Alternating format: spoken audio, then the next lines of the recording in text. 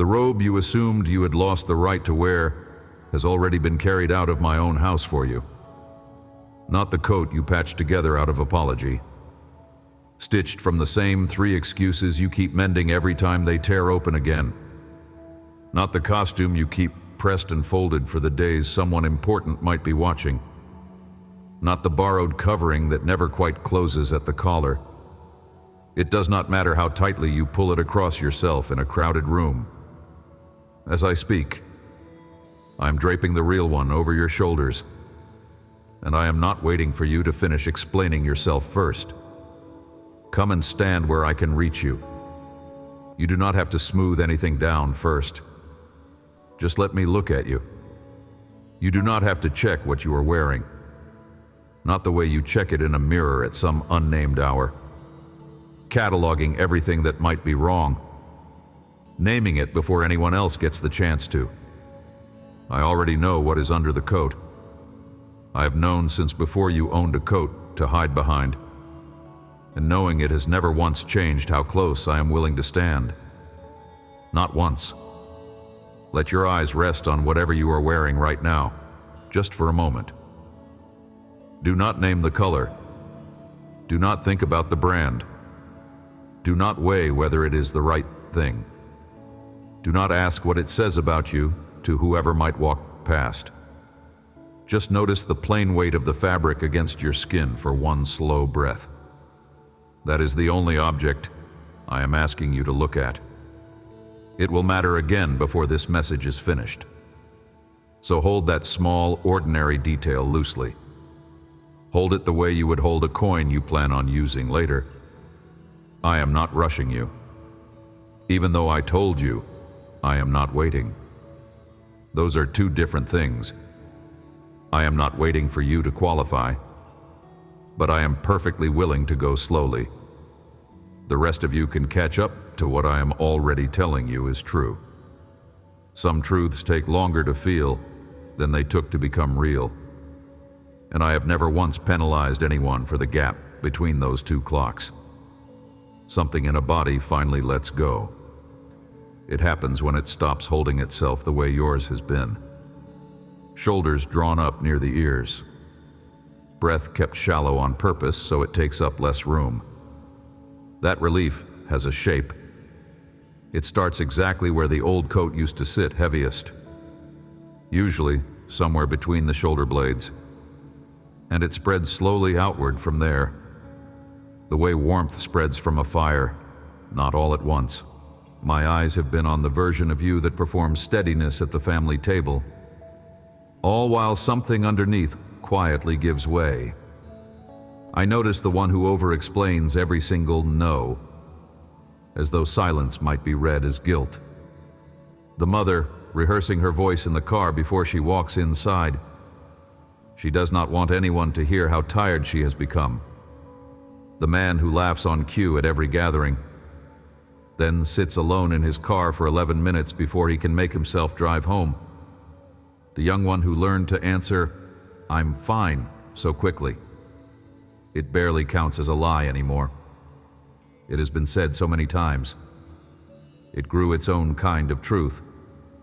None of this is hidden from me. Not one layer of it has ever fooled me. The husband who can fix almost anything with his hands. But he has never once said out loud that he is drowning. In his family, a man was never allowed to use that word. The daughter who keeps one version of herself for church, a slightly different version for work, and a third, smaller version, kept for the handful of people who knew her before any of this started. Quietly exhausted from managing 3 wardrobes at once. The one who gives generously to everyone else. Then goes home and cannot receive so much as a kind word, deflecting it in the same practiced breath. I know every one of these coats by name. I watched each one get sewn, stitch by stitch, out of a moment that once felt too dangerous to walk through unprotected. The teenager who has already learned to fold his real face away, before anyone at school can find a use for it.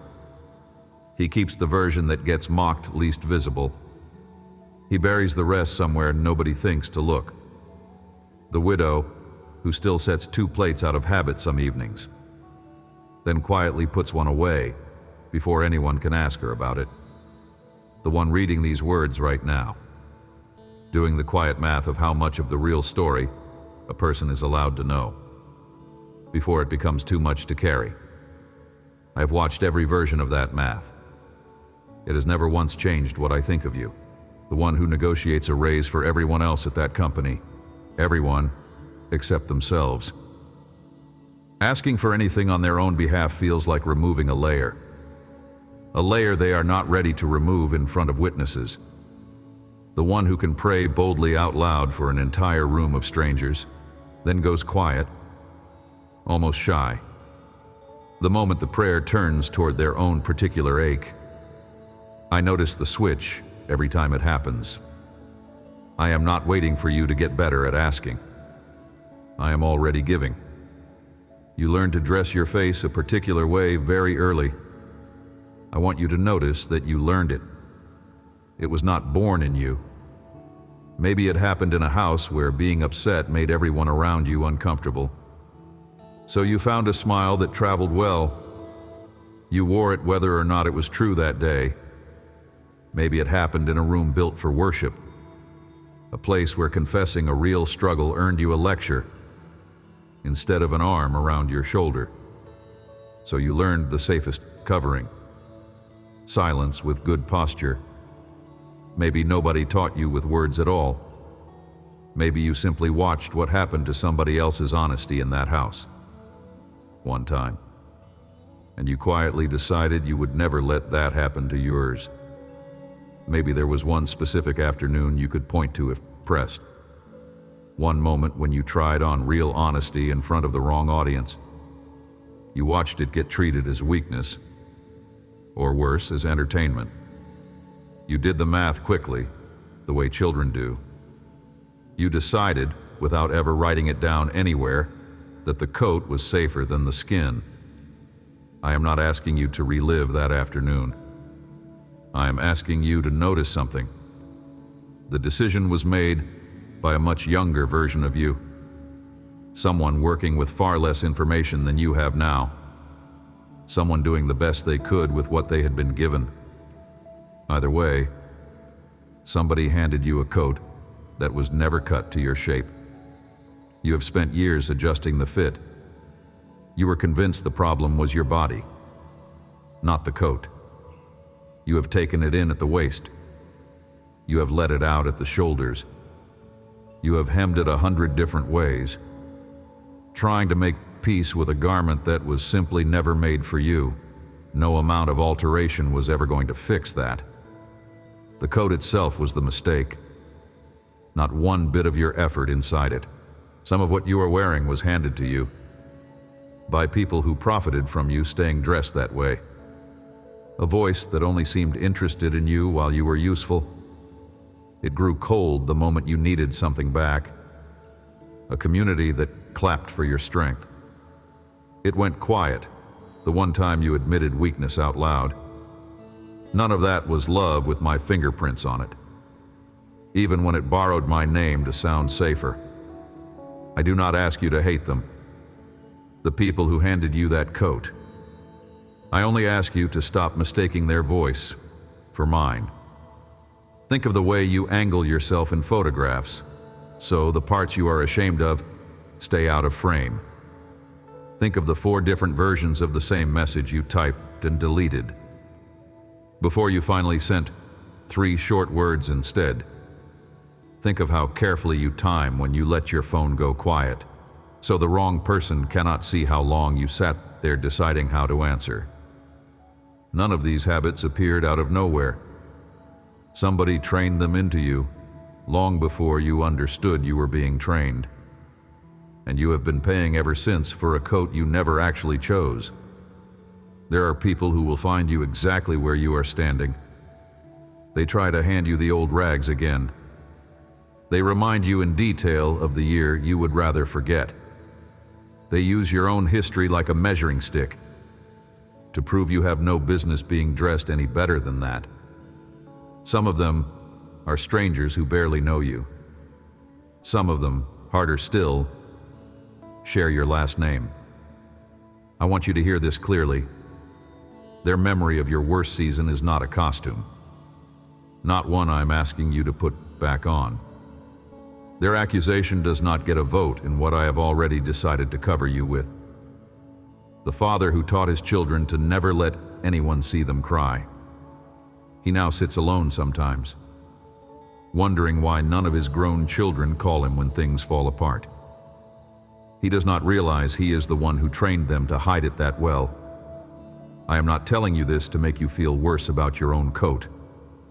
I am telling you because that man is also mine. Also welcome, standing closer to the robe than he thinks. You are not the only one doing this. That will not make the weight lighter by itself, but it might make it less lonely to finally set down. I have been standing closer than you think this whole time, holding a covering over my arm, waiting for a pause long enough to put it on you. Not to scold you for the coat you built out of necessity, not to make you defend every stitch of it, thread by thread, in front of me. I built none of what you are wearing out of shame. Someone else did that work, with hands that were never mine, even on the days they meant well. The picture of me you have been carrying was stitched together by other hands too. A version of God who keeps a measuring tape in one pocket, a list of your worst days in the other.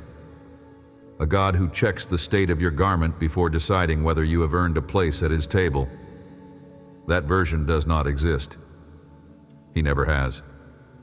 But you were handed his portrait so many times, in so many different rooms.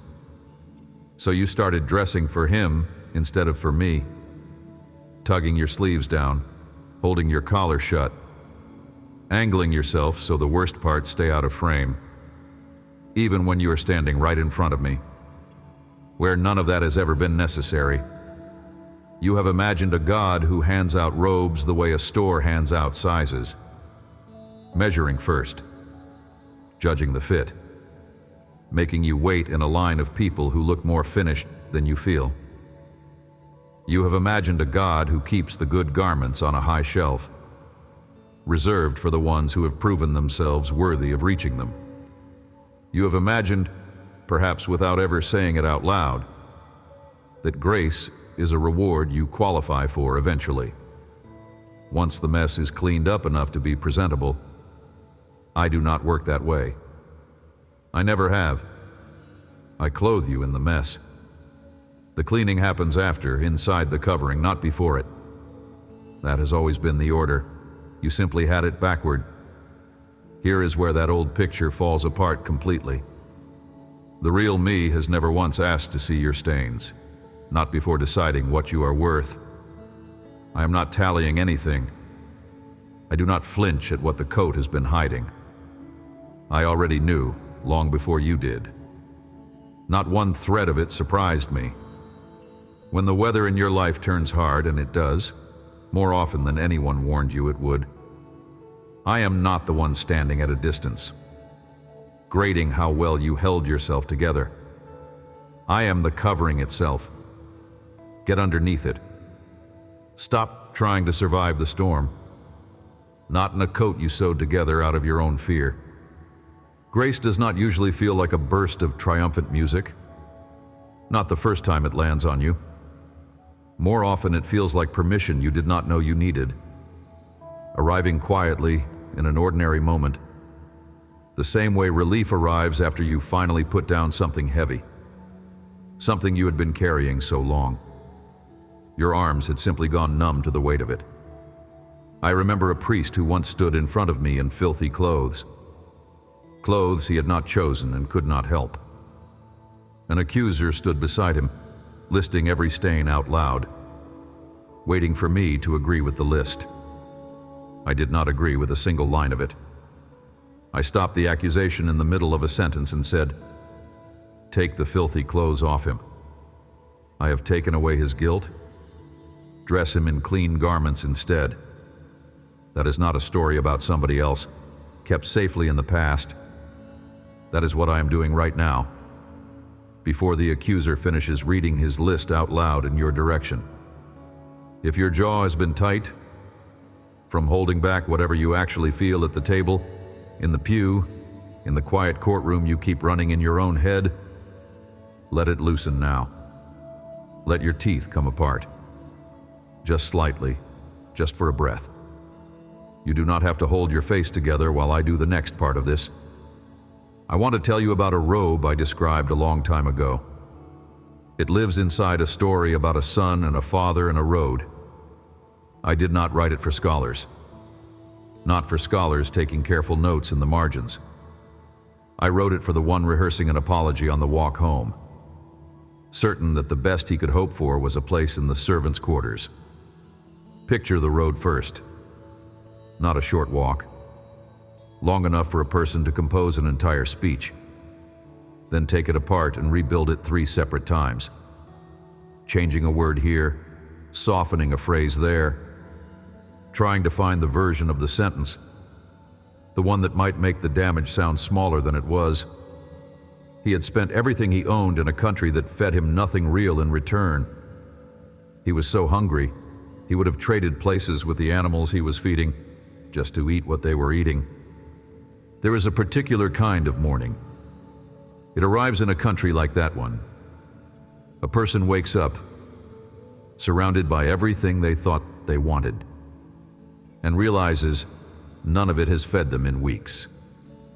The friends who gathered around the money did not gather around the hunger. Not the hunger that came after it. The comfort that felt so wide and generous while it was spending itself turned out to have no bottom. Nothing worth reaching for once it was gone. That is not punishment finding him. That is simply what a far country always eventually shows a person. Once it has taken everything it can take. He did not decide to go home because he suddenly felt worthy again. He decided to go home while still fully convinced he was not worthy at all. That distinction matters more than almost anything else in this story. The road back did not require him to feel ready first. It only required him to start walking. Even a servant in that house ate better than he was eating now. I want you to notice something about the ending. Before I tell you the ending, nobody in that house was watching for him out of duty alone. Somebody was watching the road itself, every single day, the way you watch for a name to appear on a screen. A screen you have been waiting on so long you stopped admitting out loud that you were still waiting. And on the day it finally happened, the recognition did not wait. It did not wait for him to arrive close enough to explain anything. It happened when he was nothing more than a shape in the distance, too far away to smell, too far away to hear a single word of the speech he had been rehearsing the entire way.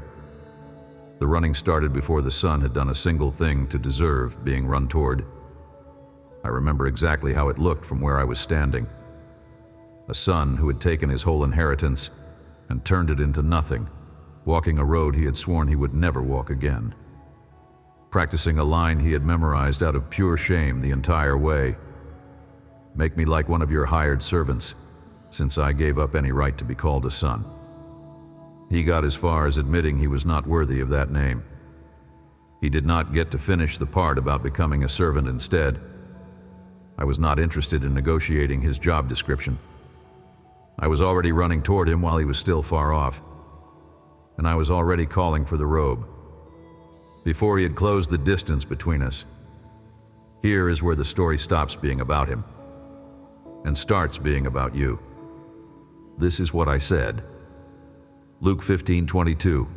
Bring quickly the best robe and put it on him. Read it slowly. The best robe, not a spare one kept in a closet for guests, not a patched one saved for hard seasons, not the servant's uniform he had rehearsed the entire way home. Notice what is missing from this scene. The missing part is the whole point. Nobody checked his clothes for mud first. Nobody made him stand at a distance until he smelled less like the far country, the one he had just come from. Nobody asked him to prove the apology was sincere. Not before the robe came out of the house.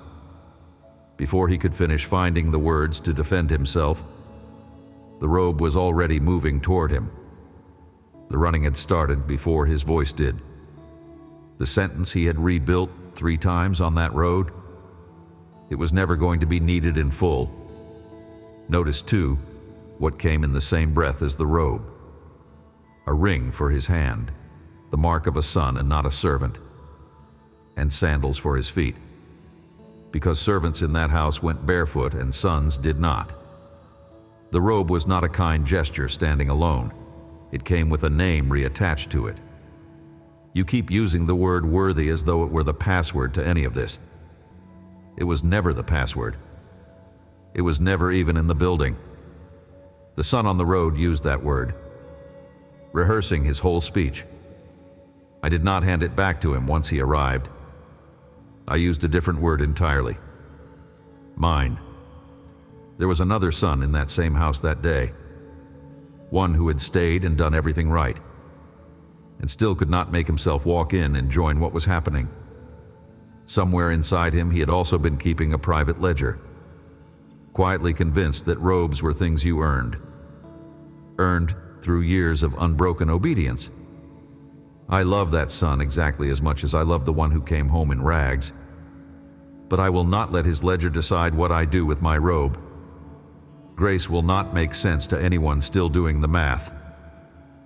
Look underneath the question sitting at the start of everything I said to you today. Why do you keep reaching for the coat you patched together, when the real robe was already in my hands before you were born? Here is the answer. Because no one ever let you finish the sentence, the one where you talked yourself out of belonging here. I am finishing it now, and I am finishing it differently than you expected. There is no hired servant clause hidden anywhere in what I am giving you. The rags were only ever borrowed. The robe was always yours.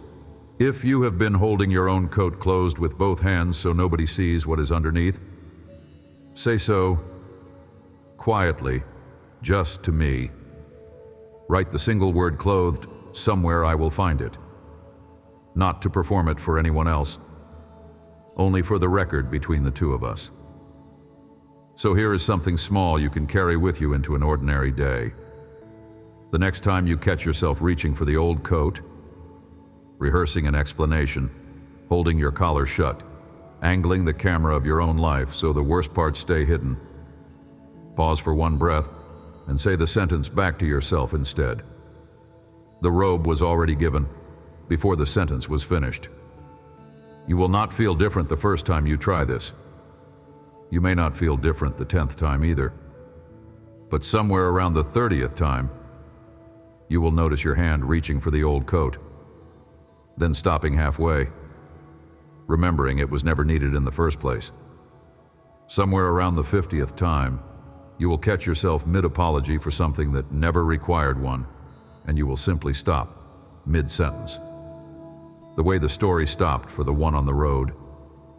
You may already be arguing with me about tomorrow, asking what happens if you fail again in the exact same way you failed before. As if this robe came with fine print you have not read yet. It does not. The robe was never a reward for your last mistake being your final one. It was cut for a person who was always going to need it again and again. And I already knew that on the day I had it made. And when the old accusation shows up again, because it will, dressed up as someone else's careless comment or your own tired memory replaying at an inconvenient hour, you do not have to argue with it, not point by point, the way you used to. You only have to remember what the robe already settled. Let the accusation keep talking. It no longer has a chair at your table. Here is what wearing the new robe actually looks like on an ordinary Tuesday. It was never meant to be a feeling you sit and wait for. It looks like a little more patience than the moment seems to deserve, offered to someone who is testing you on purpose. It looks like gentleness toward that version of you, the one still learning how to walk without the old coat, the one who still flinches out of habit. It looks like kindness you did not feel like producing, offered anyway, because you have already been clothed and no longer need to earn what you are wearing. It looks like answering the question, "How are you?" with one true sentence, instead of the automatic one. At least with the 2 or 3 people who have actually earned the real answer. It looks like letting a friend see you on a hard day, a day when you have not managed to hold everything together, and discovering that the friendship survives it. Sometimes it even deepens because of it. It looks like sitting in a silence with someone you love, without immediately filling it with a performance of how fine everything is. Remember the one who could not receive so much as a kind word, deflecting it in the same breath. Here is what changes for that person specifically. A compliment stops feeling like a bill that will come due later with interest. Help stops feeling like evidence that you failed to manage everything alone. You start being able to say thank you, and mean it. You let the sentence end there. No automatic disclaimer explaining why you did not really deserve it. It looks like closing your laptop on an ordinary evening, without a single new accomplishment to report, and letting that be enough. It looks like praying without opening with an apology for how long it has been. The robe was never something you had to keep re-earning between conversations. It looks like small, unremarkable Tuesdays mostly. That is where most of a life actually happens. Far from any stage. Put it on the way you put on anything ordinary in the morning. Without asking permission first, without checking the mirror twice. And notice what this means for whoever is watching you closest right now. A child, a younger sibling, a friend who has quietly modeled their whole life after yours. Every time you take the old coat off in front of them instead of just performing composure, you are handing them a different inheritance, a different one than you received. You are teaching them something, without a single lecture, that a person can be fully seen and still be fully loved, in the very same moment. That may end up mattering more than anything else you ever say out loud. And here is the part that surprises most people last. Once you actually believe you have been clothed, you start noticing everyone around you. Everyone still standing at a careful distance from their own life. Arms crossed over the old coat, afraid to let anyone see underneath it. You will not need to point that out to them. You will not need to lecture anyone about a grace they have not asked for yet. You will simply become a slightly safer person to be near. Someone whose first reaction to another person's mess is not a measuring tape. You remember exactly what it felt like to be measured. That is what the robe is for in the end. It was never only meant to keep you warm. It was meant to make you a certain kind of person. The kind other people can finally stop performing around. This changes what a room full of other believers can be for you too. It stops being a place where you present the most convincing version of your progress. It becomes, slowly, a place where you can let the coat hang a little looser. Everyone else in that room is either wearing a costume of their own, or has already discovered, the way you are discovering right now, that the costume was never required to begin with. Some of the people sitting closest to you are one honest sentence away from taking their own coat off. For the first time in years, your honesty might be the thing that finally gives them permission. Remember the fabric you noticed against your skin earlier?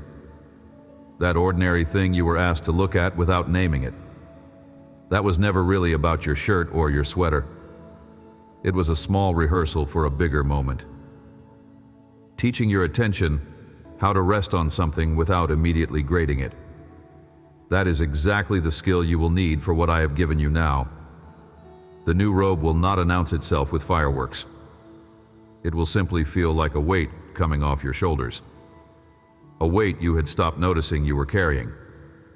The way a person only notices a headache once it finally lifts. So when you feel the old coat again, and you will, remember what actually happened here. Old habits do not dissolve simply because they have been named once.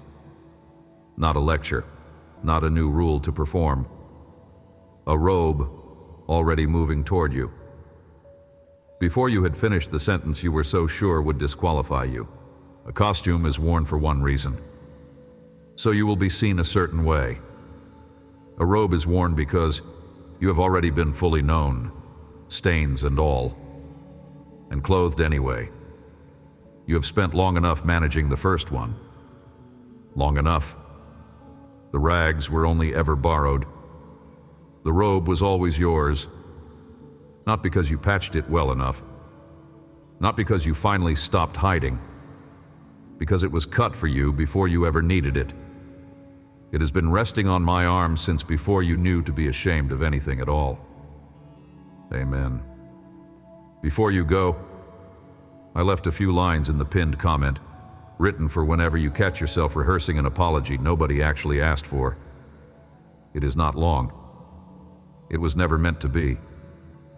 And if a face came to mind while you listened, someone still holding their coat closed with both hands, send this their way.